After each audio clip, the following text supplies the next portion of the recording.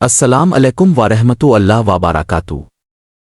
پچھلی قسط میں اپنے دیکھا کہ حضرت موسیٰ نے مدین میں دو نیک لڑکیوں کی مدد کی، ان کے والد سے ملاقات کی اور ان کی ایک بیٹی سے نکاح کے لیے 8 سال خدمت کی شرط قبول کر لی۔ آج کی قسط کا آغاز یہیں سے کرتے ہیں۔ حضرت شعیب نے حضرت موسیٰ کی دیانت داری حیا اور بہترین اخلاق کو دیکھا تو اپنی ایک بیٹی کا نکاح ان سے کر دیا، یوں ایک ایسے شخص کو جو چند دن پہلے وطن سے بے صرف سامان نکلا تھا، اللہ تعالیٰ نے عزت، گھر، خاندان اور سکون عطا فرما دیا۔ حضرت موسیٰ نے اپنے عہد کے مطابق حضرت شعیب کی خدمت شروع کر دی۔ ان کی ذمہ داری بکریوں کی دیکھ بھال تھی۔ ہر روز صبح سورج نکلنے سے پہلے وہ ریوڑ کو لے کر چراگاہوں کی طرف روانہ ہوتے۔ گرمی ہو یا سردی، بارش ہو یا تیز دھوپ، وہ پوری محنت اور ایمانداری سے اپنا فرض ادا کرتے۔ بہت سے لوگ سوچتے ہیں کہ ایک عظیم نبی کو بکریاں چرانے کی کیا ضرورت تھی؟ اس کا جواب رسول اللہ نے دیا۔ آپ نے فرمایا کہ اللہ تعالیٰ نے تقریباً ہر نبی کو بکریاں چروائیں تاکہ ان میں صبر، برداشت، نرمی اور قیادت کی صلاحیت پیدا ہو۔ حضرت موسیٰ بھی اسی تربیت سے گزر رہے تھے۔ وہ جانوروں کی حفاظت کرتے، کمزور جانوروں کا خیال رکھتے، راستے کی مشکلات برداشت کرتے اور ہر دن اللہ کی رضا کے لیے محنت کرتے۔ انہیں معلوم نہیں تھا کہ اللہ تعالیٰ انہیں دنیا کے سب سے بڑے ظالم حکمران فرعون کے سامنے کھڑا کرنے کی تیاری کر رہا ہے۔ وقت گزرتا گیا۔ حضرت موسیٰ نے نہ صرف 8 سال بلکہ 10 سال کی مدت بھی پوری کی۔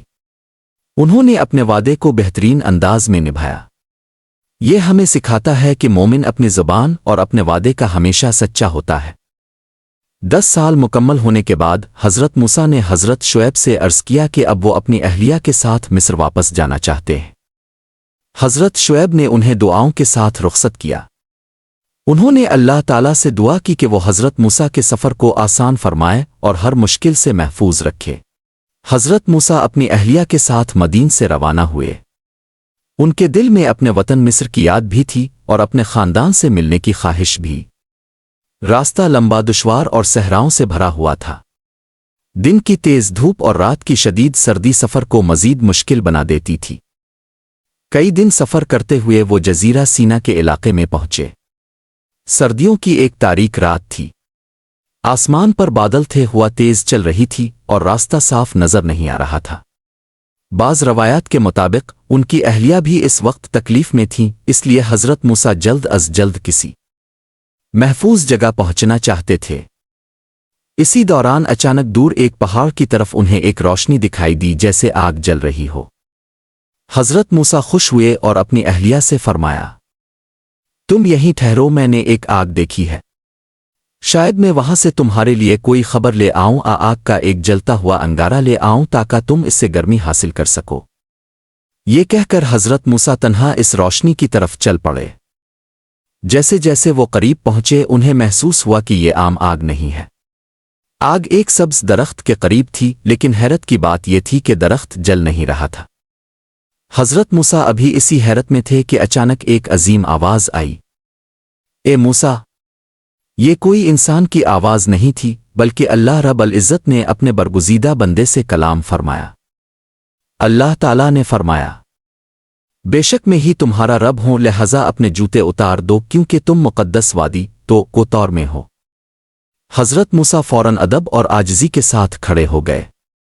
ان کے دل پر اللہ کی عظمت طاری ہو گئی۔ پھر اللہ تعالیٰ نے فرمایا، اور میں نے تمہیں منتخب کر لیا ہے، لہذا جو وحی کی جا رہی ہے اسے غور سے سنو، میری ہی عبادت کرو اور میری یاد کے لیے نماز قائم کرو۔ پھر اللہ تعالیٰ نے حضرت موسیٰ سے پوچھا، اے موسیٰ! تمہارے ہاتھ میں کیا ہے؟ حضرت موسیٰ نے عرض کیا، یہ میرا عصا ہے، میں اس کے سہارے چلتا ہوں، اسے درختوں کے پتے گراتا ہوں اور اس کے اور بھی کئی فائدے ہیں۔ اللہ تعالیٰ نے فرمایا، اسے زمین پر ڈال دو۔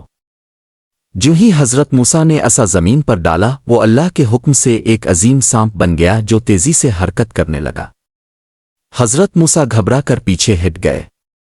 اللہ تعالیٰ نے فرمایا، ڈرو نہیں، اسے پکڑ لو۔ جیسے ہی انہوں نے سانپ کو پکڑا وہ دوبارہ عصا بن گیا۔ اس کے بعد اللہ تعالیٰ نے دوسرا معجزہ عطا فرمایا۔ اپنا ہاتھ اپنے گریبان میں ڈالو۔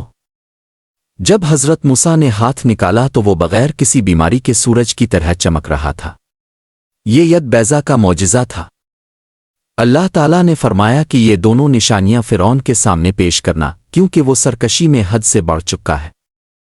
حضرت موسیٰ پر نبوت نازل ہو چکی تھی، لیکن فرعون جیسے ظالم بادشاہ کے سامنے جانا آسان نہ تھا۔ وہی فرعون جس کے محل میں حضرت موسیٰ نے بچپن گزارا تھا، جس کے ایک قبطی کے قتل کے بعد انہیں مصر چھوڑنا پڑا تھا، اور جو خود کو خدا کہتا تھا۔ حضرت موسیٰ نے نہایت عاجزی سے اللہ تعالیٰ کے حضور دعا کی، اے میرے رب، میرا سینہ کھول دے، میرا کام میرے لیے آسان کر دے، میری زبان کی گرہ کھول دے تاکہ لوگ میری بات اچھی طرح سمجھ سکیں، اور میرے لیے میرے بھائی ایرون کو میرا مددگار بنا دے۔ اللہ تعالیٰ نے یہ دعا قبول فرمائی اور فرمایا، اے موسیٰ، تمہاری درخواست قبول کر لی گئی ہے۔ اللہ تعالیٰ نے حضرت ایرون کو بھی نبوت عطا فرمائی تاکہ وہ حضرت موسیٰ کے ساتھ مل کر فرعون کو حق کی دعوت دیں۔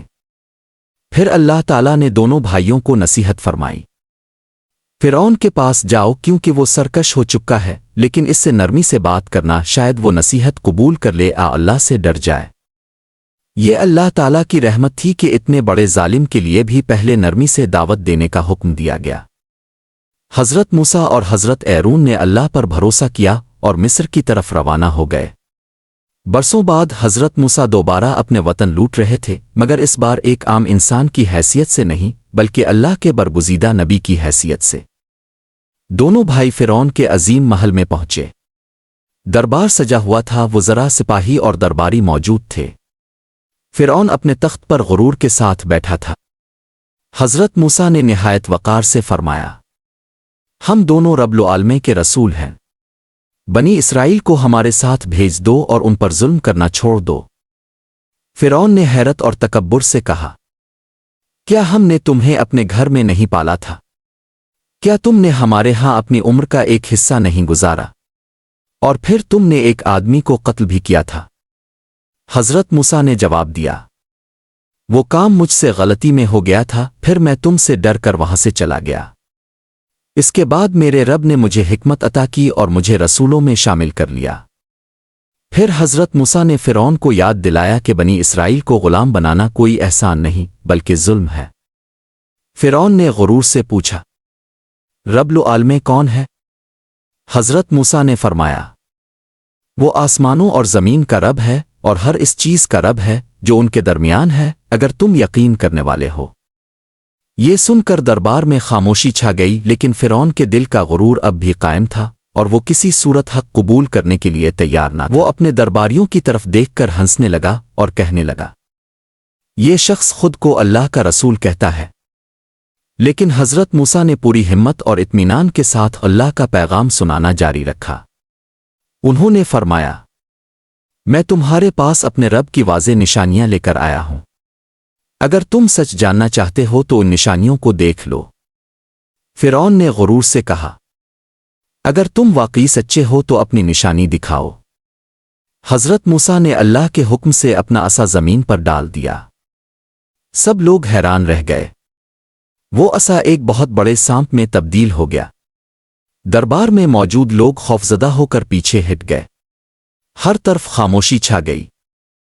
پھر حضرت موسیٰ نے اپنا ہاتھ گریبان میں رکھا اور جب باہر نکالا تو وہ بہت زیادہ روشن دکھائی دینے لگا۔ یہ اللہ کی ایک اور نشانی تھی۔